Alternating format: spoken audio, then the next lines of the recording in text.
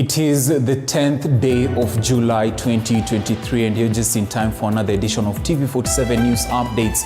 Well, we have so much lined up for you on our bulletin this afternoon. Remember, you can always interact with us on our social media handles indicated at the bottom of your screen. Now, with that said, my name is Dennis Otieno. I trust you're doing well. Welcome to the broadcast. Now, on to our top story this afternoon. The Finance Act 2023 remains suspended and the case will go to full trial. This is after High Court Judge Lady Justice Mugure Thande extended the conservatory orders pending hearing of the case. The judge has also forwarded the petition to Chief Justice Martha Koome. We shall be giving you more details on this story in our subsequent bulletins. While your ladyship had given orders as to how the case would be conducted, the Honorable Senator Oki Omtata failed. The name is Okia. Sorry, Senior Counsel, it's Okia, not Oki. I am so sorry. No offense was intended to the most distinguished Senator Omtata. And Professor Yedumoye, I cannot see you. I can't seem to locate you. Or did you turn off your camera? No, I was advised by my learned junior, Mr. Issa Mansour, to turn it off. I think it was advice I should not have taken. I am now back on camera. All right. I think your connection is okay now. Proceed. My lady, the real issue before you is that the petitioners have misled the court. They have abused the court process. The 30th of June, raising three fundamental issues which go to the root of the amended petition before your ladyship.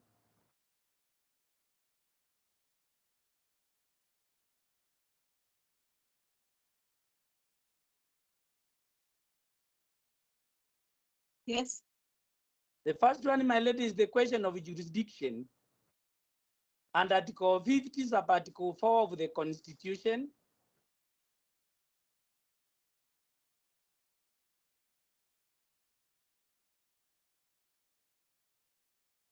The second one, my lady, is material non-disclosure by the petitioners. Counsel, let's not. To cleaning up the health sector in the country. Health Cabinet Secretary Susan Nakumincha has promised the country of a reformed and efficient KEMSA. This as the Giant Medical Supplies Authority makes haste to digitize service delivery. Speaking during a consultative meeting with KEMSA Board of Directors, medical vendors and suppliers in Nairobi, the CS has called on the vendors to agree on a standardized price that will promote a fair supply chain for the betterment of the health sector. In the conference, it was announced that supplies will be paid within a maximum of 90 days. CS Nakumincha has further promised to continue cracking the whip to the rogue officers until KEMSA is whipped clean. We also have IPS, Intergovernmental Participating Agreements, which we have signed with the Council of Governors for some of the medical commodities. But now we are just speaking to the chair and the PS that now we need to do for general commodities. So that then, based on those intergovernmental participating agreements, we can even agree on funds being deducted from source, that before money for medical supplies goes to the county, Treasury deducts and send it straight to KEMSA. So that then we don't have to have that gap and delay in payments. On the issue of local manufacturing, there's something I'm working together with my colleague in the Ministry of Trade, and we already have a working team. So we are intentional about it, and we are doing something about it that it has to work. But at times I wonder, if we have a syringe from Revital, and a syringe that is important, and it is 30% cheaper than the syringe from Revital. You know, we must ask ourselves this question. If we really want to do the right thing, we must ask ourselves this question.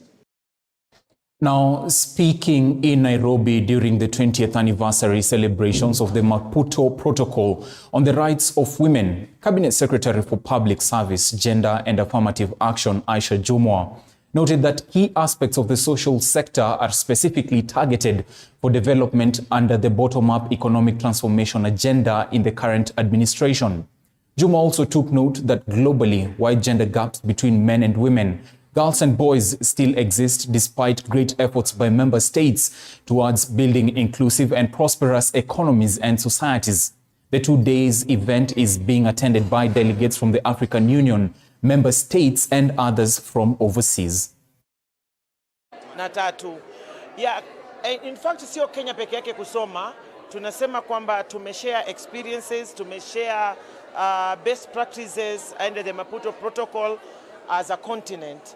So kuna vile Kenya imevuta hatua, and I can tell you for sure that wengi wanasoma from us in terms of masuala ya kina mama na kupiga hatua kwao katika misingi yote ile ambayo nimeizungumza, kupigana na dhuluma za kijinsia, uongozi katika nafasi za uongozi na masuala ya kuinua kina mama kiuchumi. Ukumbuke ya kwamba Kenya as a country iko na pesa ambazo imetenga dedicated only for women of this country. The Women Judges Association in this country is extremely strong. Thankfully, we are converted to the He for She movement. And so in that association, we have a lot of male colleagues who are called International Women Association, the Kenya chapter, but we have men. Political atmosphere for women is here with us, and I want to challenge all women leaders, especially in Kenya, including this particular gathering, to make sure that our case, through the minister, for more women in participation, increased numbers of women in political leadership, in government leadership, is felt and made this particular government. Women's Rights Coalition to celebrate the remarkable history of the Maputo Protocol.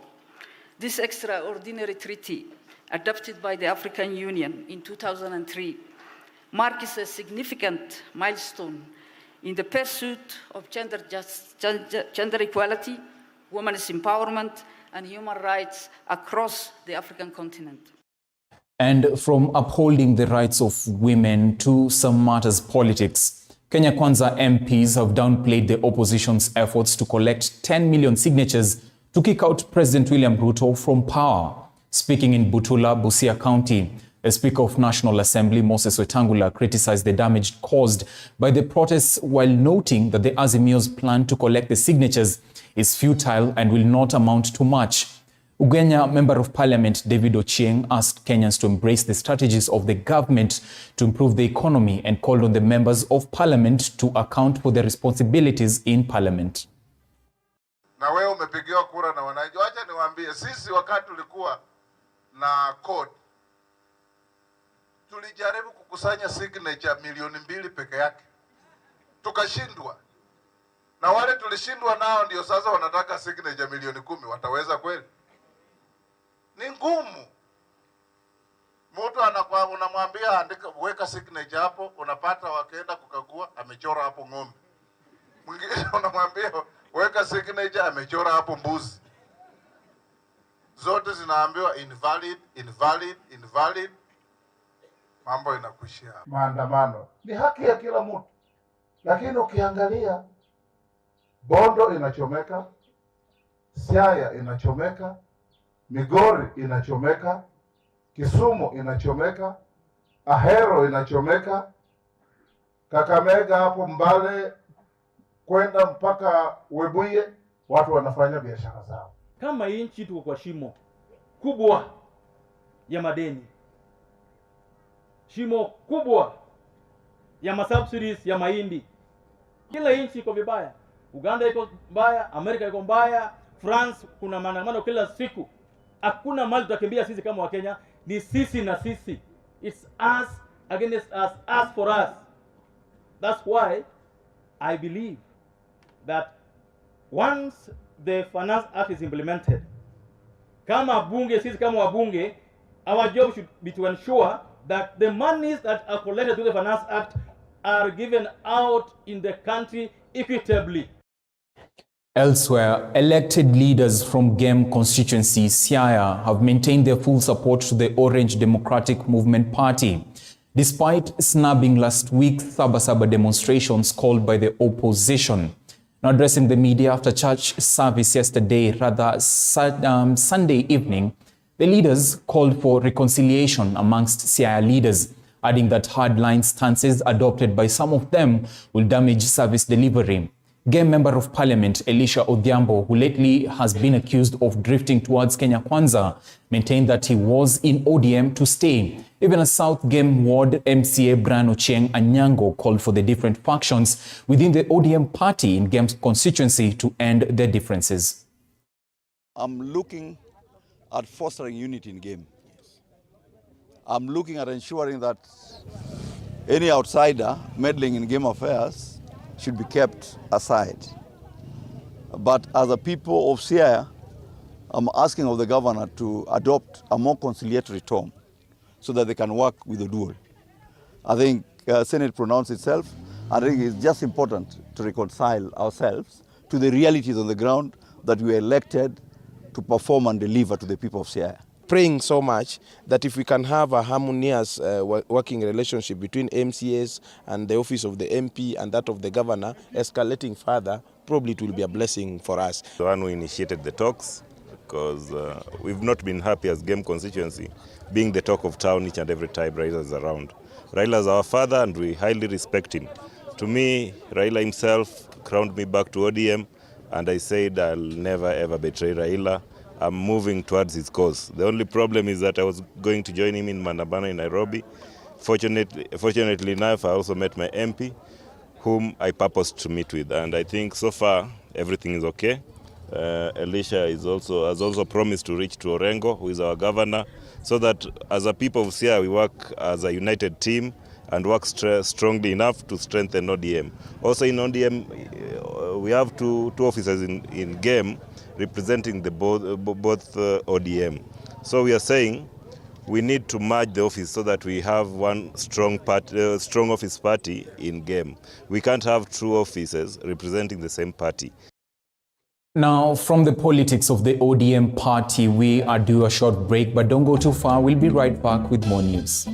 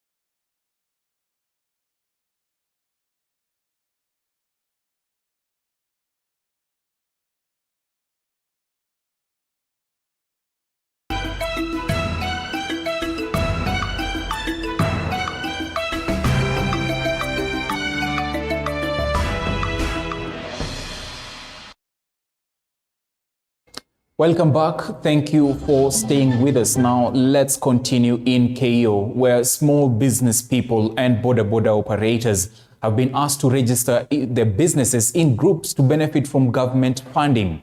According to KO North Member of Parliament, Adam Kipsanai, unity is needed, is indeed strength, and joining forces will enable the businesses to access more funds and have more impact. The way we can support this wamama mboga na watu wa bodaboda is putting them into government structures. Na sisi kama idara ya serikali tunafanya registration of these groups into something called associations. So hapa L10 town tuko na hizo vikundi 3. Tutakuja hapa tuwafanye registration ya associations. Benefit ya kuwa katika association ni kwamba wata access Hustler Fund. Na Hustler Fund imewekwa pesa mingi sana, over 50 billion. Ile county inaongoza ni Nyeri kwa kuomba na kurudisha. So lengo letu ni kuona kwamba once we have registered them, pia waombe hiyo pesa na warudishe ili at least wafikie Nyeri na other counties. Kweli kabisa, watu wengi wako na nia ya kufanya biashara. Wako na uwezo, lakini wamekosa financial support. Ukiongea na hao kina mama, ukiuliza hao leo mahali wametoka na mahali wako, huko nyuma imekuwa ni struggle. Lakini ile kitu imewaweka wakuwe town leo, mpaka wameng'arang'ara hivi, ni kwa sababu ya biashara yao, na inamaanisha kwamba wakipata support kidogo, hao ni watu ambao wanaweza support sana uchumi wetu katika town hii na county yetu ya Elgeyo Marakwet kwa jumla. Meanwhile, Busia farmers are shifting focus from traditional cash crop farming to poultry farming as a way to deal with the effects of climate change on their farming activities. Dwindling profits from their crops and the promising revenues from poultry farming are a strong motivator for the Busia farmers. Under the Environmental Change Agriculture Program in Kenya, KSAP, the farmers get to learn new skills and pivot to a new direction to ensure livelihoods are sustained while dealing with the changes in the environment and climate. Project lakini ilikuwa funded na Kenya Climate Smart Agriculture Project, KSAP, ambayo to fund over 48 million in this project. Hizi mijengo ambazo ziko hapa, tuko pia na one satellite yetu ya outgrower iko Mukura, but hapa tuko na hatchery and pia tuko na outgrower with an outgrower capacity with a capacity ya kuku 10,000. So far, sisi kama community tunataka kusema mradi umetusaidia. As I had mentioned before, kwanza penye tuko hapa ilikuwa kama msituni. So that a bush. So that means kwanza imeokoa imepatia security. Because sasa tuko na lighting na tuko na stima na pia kuna watu wamepata stima through the line ambayo imekuja kwa poultry park. Nasema wakati nilikuwa sina hii project ya kuja hapa, maisha ilikuwa ngumu. Saa zingine hata kupata school fees hatukuwa tunaweza. Ninahimiza wamama wenye bado wako nyumbani wakuja hapa wachukue kuku ama mayai waende waweke kwa kuku, at least wapate kuku wale wapate pesa ya kujisaidia. Kenya loses about 40 billion shillings each year due to pollution in Lake Victoria, a water body which produces more than 60% of fish in Kenya. This is according to the Director of Freshwater Research from Kenya Marine and Fisheries Research Institute, Christopher Aura, who says that the loss is mainly caused by environmental pollution, huge concentration of people near the lake, and increased fishing activities. Residents and organizations involved in environmental maintenance have pointed a finger of blame to industries that they allege cause huge pollution by spilling chemicals into the lake, which has led to a huge decrease of fish.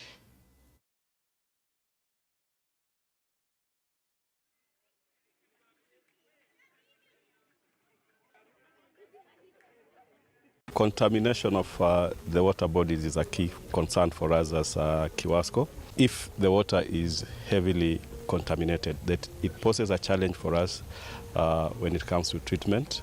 So we have to change our treatment regime. We have to probably increase the amount of chemicals we use.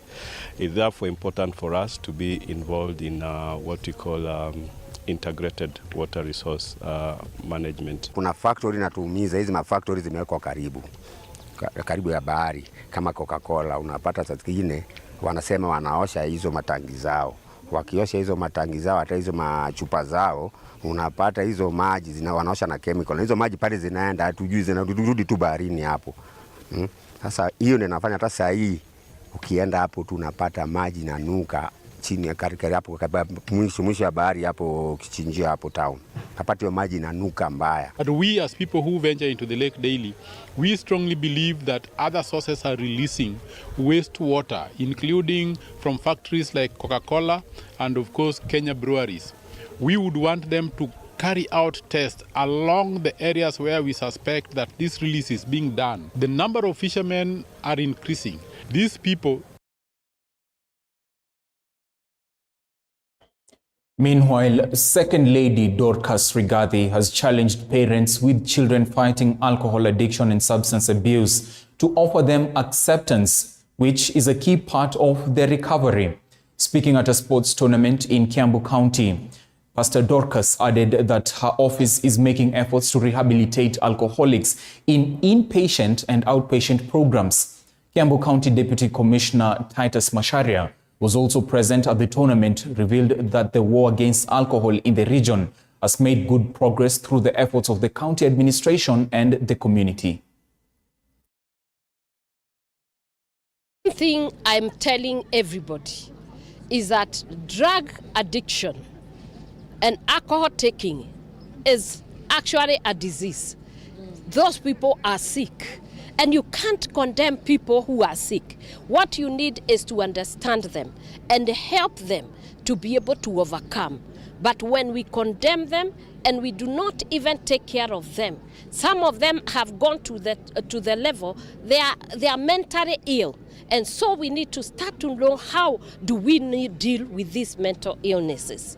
And we are going to be calling and going across the nation talking about it so that we don't stigmatize this thing.